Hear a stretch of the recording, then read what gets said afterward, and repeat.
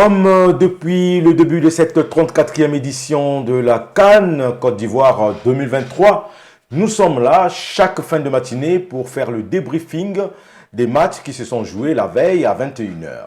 Et aujourd'hui, donc, nous allons commencer avec le match Angola-Burkina Faso qui s'est soldé par la victoire de l'Angola, 2 buts à 0. Et ensuite, nous parlerons aussi de l'autre match, Mauritanie-Algérie. Les experts sont déjà sur ce plateau. Nous allons tout de suite commencer avec ces deux rencontres. Et Achille Zikutoto, bienvenue. Merci Francis Dadé. Marvin, bienvenue. Merci Dadé. Alors, c'est vrai que je viens de donner les matchs auxquels nous allons faire allusion tout à l'heure. Mais tout de suite, je voulais dire, mais nous allons quand même commencer par cette élimination de l'Algérie face à la Mauritanie. Personne ne s'y attendait. L'Algérie qui était favori de ce groupe depuis le début de cette compétition, mais est tombée de haut face à cette équipe des Morabitoun, 1 but à 0. Ça veut dire qu'il n'y a plus vraiment de petites équipes. Cette CAN nous l'a déjà prouvé depuis le début qu'il n'y a plus de petites équipes dans cette compétition. Achille Zikutoto, une petite lecture de cette rencontre de l'Algérie qui a perdu, qui est de suite éliminée. Oui, personne ne pouvait croire que le champion d'Afrique lors de la CAN 2019 pouvait tomber si bas en se faisant éliminer par les Morabitoun de la Mauritanie qui n'avaient jamais de leur histoire remporté un match en phase finale de la Coupe d'Afrique. Hier, c'est leur première victoire synonyme de qualification en huitième de finale. Et donc, on a vu une équipe d'Algérie, personnellement, une équipe qui a été un peu dans le prolongement de ce que cette équipe nous a prouvé lors des deux premiers matchs, où c'est une équipe qui se crée beaucoup d'occasions, mais qui malheureusement pêche un peu dans la finition, oui. Alors que c'est une équipe avec des joueurs XL, des joueurs de top renom, niveau, des grands clubs. Les Mahrez, c'est-à-dire qu'à ne prononcer que les noms des joueurs algériens, je pense que même les Morabitoun de la Mauritanie, je suis sûr et certain qu'aujourd'hui, lorsqu'on voit comment ils ont jubilé, ils sont conscients qu'ils ont réalisé le plus grand exploit de l'histoire de leur football. Coup de chapeau pour cette équipe qui est venue pour apprendre. Et comme on a dit, l'appétit venait en mangeant. C'est une équipe, c'est vrai, qui perd ses deux premiers matchs, mais qui ne les perd pas en faisant des prestations, on va dire, piètres, qui passait toujours à côté peut-être d'une égalisation. Et là, hier, c'est cet exploit qui les envoie en huitième de finale. Et malheureusement pour cette équipe des Aigles de Carthage d'Algérie. Les Fennecs. Pardon. d'Algérie, oui. Autant pour moi, les Aigles de Carthage, ce sont les Tunisiens. Merci.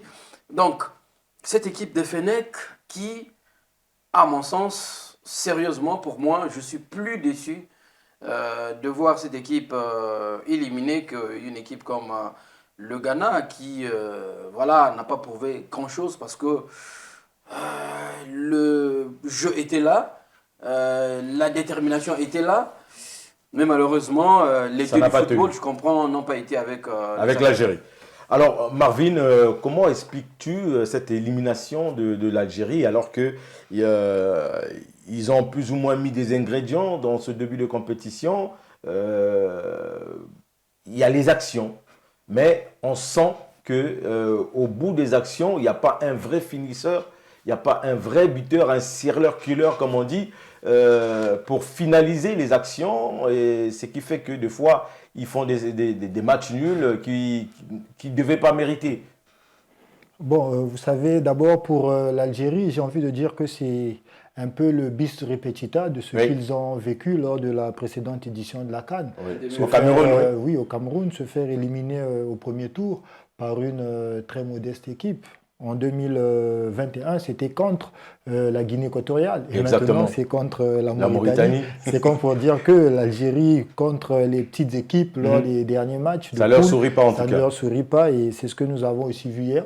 Mais malheureusement, le vrai problème pour moi de l'Algérie, c'est peut-être pas l'attaque, comme vous le dites, parce que l'Algérie, à la pointe de son attaque, il y a quand même un buteur, on l'appelle un grand buteur, je dirais même, en la personne de Bagdad Bounedjah, qui en a inscrit 3. Oui. Donc je crois que le vrai problème de l'Algérie se trouve un peu dans le message, je pense, dans le discours de leur coach, Belmadi, parce que depuis pratiquement leur élimination dans des conditions que nous connaissons tous face au Cameroun, je parle ici des éliminatoires de la Coupe du Monde. Nous savons qu'à Blida, ça avait été vraiment un chaos, comme s'il y avait quelque chose qui était cassé pour l'Algérie. Et donc pour les Algériens, ils se disent que depuis carrément cette défaite contre le Cameroun qui leur barrait la route à la Coupe du Monde dernière, que c'était déjà la mort de Belmadi.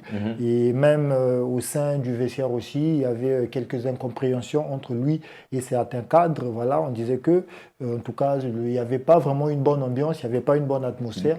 Donc ça faisait que sur le terrain aussi, on avait des répercussions négatives. Mais au-delà de tout cela, au-delà de tous ces facteurs, je crois aussi que l'équipe algérienne a un problème, a un manque d'équilibre, on va dire, parce qu'il y a certains joueurs, de bons certes, mais qui sont sur la fin, à l'instar de Mahrez et tous les autres joueurs que nous connaissons de sa génération pratiquement. Après, c'est vrai qu'il y a des jeunes qui arrivent, surtout les binationaux, mais après, moi, je trouve que pour les binationaux, ils n'ont vraiment pas la même implication, ils n'ont pas la même détermination que les Algériens de souche, voilà. Et après, je crois que ce sont ces détails-là aussi quand même qui mettent un peu l'Algérie mal à l'aise sur le terrain. Donc, hormis les problèmes de vestiaire, il y a le coach qui n'a pas vraiment toute l'admiration, tout l'amour de ses joueurs et autres. Donc après, je crois qu'on doit quand même aussi accepter qu'en face, il y a une équipe mauritanienne qui monte crescendo. Donc cette équipe aussi avait quand même... on ne pouvait pas aussi lui interdire ce droit-là de rêver, marquer son histoire de la plus belle des manières dans cette compétition. Et elle avait quand même aussi à cœur de marquer sa première victoire donc, dans cette Coupe d'Afrique et puis obtenir sa première qualif. Malheureusement, pour le prochain tour bien sûr, malheureusement que c'est l'Algérie qui passe à la trappe. Donc ce n'est pas un hasard de voir une équipe mauritanienne, certes qui a perdu ses 2 premiers matchs, mais qui vient ressusciter face à l'Algérie, parce que dans le fond, c'est comme on dit toujours, ce que nous voyons sur le terrain, c'est un travail qui se fait déjà dans l'ombre. Ils ont eu la chance d'avoir un grand coach que j'apprécie, que j'admire, en la personne d'Amir Abdou, lui aussi qui est pratiquement dans la suite de ce qu'il nous a montré lors de la précédente édition de la CAN, avec les Comores. Et c'est ce qu'il fait aussi. Il a perdu ses 2 premiers matchs de poule et il s'est réveillé au dernier match. Donc pour moi, c'est beaucoup plus la victoire du coach Amir Abdou, parce que c'est quelqu'un aussi qui a un speech très poignant, c'est quelqu'un qui sait motiver ses troupes. Et je crois que tous les maillons faibles de la Mauritanie lors des 2 premiers matchs se sont réveillés contre l'Algérie, notamment la défense. On a vu un Babacar Niasse au top de sa forme. Au top de sa forme, qui a fait le match. Et puis donc, s'il n'était pas vraiment dans un bon jour, je pense que conscient de l'enjeu de ce match. Ça ne pouvait pas s'arrêter à 1-0. La Mauritanie l'a emporté sur la détermination aussi. Ça a été très capital sur le terrain. Ils n'ont pas lâché prise malgré la suprématie sur le papier des Fennecs. Mais je crois que la réalité du terrain a été autre. Alors nous allons maintenant écouter le sélectionneur algérien, Belmadi, au sorti de ce match, donc en conférence de presse après match. On l'écoute. Ça fait défaut, il vaut mieux l'avoir que le contraire.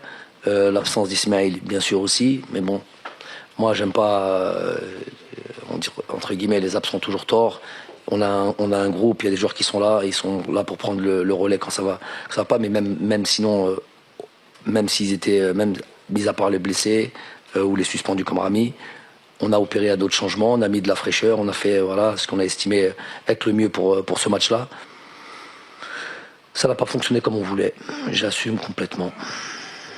Pour moi, c'est manquer de respect à la Mauritanie que de dire petit poussé. Quand on voit toutes les rencontres de cette Coupe d'Afrique, on voit bien qu'il n'y a pas de petites équipes, grandes équipes. Moi, je suis un gagnant, je suis un compétiteur. Donc avant chaque match, j'estime que je pars pour gagner un match. Donc après, je ne suis pas entre guillemets, Madame Soleil. Les résultats, je ne peux pas les prévoir à l'avance. La tournure des événements, je ne peux pas la prévoir à l'avance. Aujourd'hui, ça a été contre nous. J'en suis à notre 6e défaite en 6 ans dans une compétition aussi importante que celle-là. On en a conscience, on prendra nos responsabilités. Vous ne pensez pas que c'est la fin d'un cycle? Rachid Kototo, une réaction par rapport au dire de sélectionneur algérien? Alors, Djamel Belmadi est connu pour être un entraîneur un peu, voilà, qui suscite toujours des polémiques. Là, on l'a écouté sur les points, il n'y a pas polémique, mais sinon, il a encore surfait comme d'habitude. Mais je retiens à travers ce petit extrait qu'il reconnaît qu'il s'est trompé, il reconnaît qu'il s'est trompé, il se rejette toute la responsabilité. Mais en même temps, il rappelle quand même qu'ils ont eu une ribambelle d'actions. Et quand ces actions ne sont pas mises au fond, ben voilà, la conséquence, c'est se laisser surprendre par l'adversaire, comme la Mauritanie l'a été. Et ensuite, c'est cette reconnaissance, ce fair play, hein, de reconnaître que la Mauritanie a été méritante de remporter ce match et que la réalité qui est en train de se dessiner depuis le début de cette compétition où quasiment les niveaux de toutes les nations se nivellent quasiment, sauf, on va dire, le Sénégal. Et puis le reste, il y a d'abord le Sénégal et puis le reste, voilà, on se mélange, il n'y a pas de grandes équipes, il n'y a pas de petites équipes parce qu'on voit beaucoup d'équipes dites petites. Voilà, il a même boudé le fait qu'on considère la Mauritanie comme petit poussé justement de ce groupe-là, alors qu'il a bien vu comment beaucoup d'autres équipes dites petites gagnaient. Et donc c'est une très bonne chose d'être aussi fair play, même quand on s'est fait éliminer. Marvin, une petite réaction par rapport à Belmadi? Oui, d'abord, ce que je retiens de son discours, c'est que, de sa conférence de presse, on va dire, c'est d'abord le mea culpa, hein, qui, oui. Voilà, il sait que c'est lui qui est en fait le coupable numéro 1, donc il fait son mea culpa relatif à cette tragique élimination.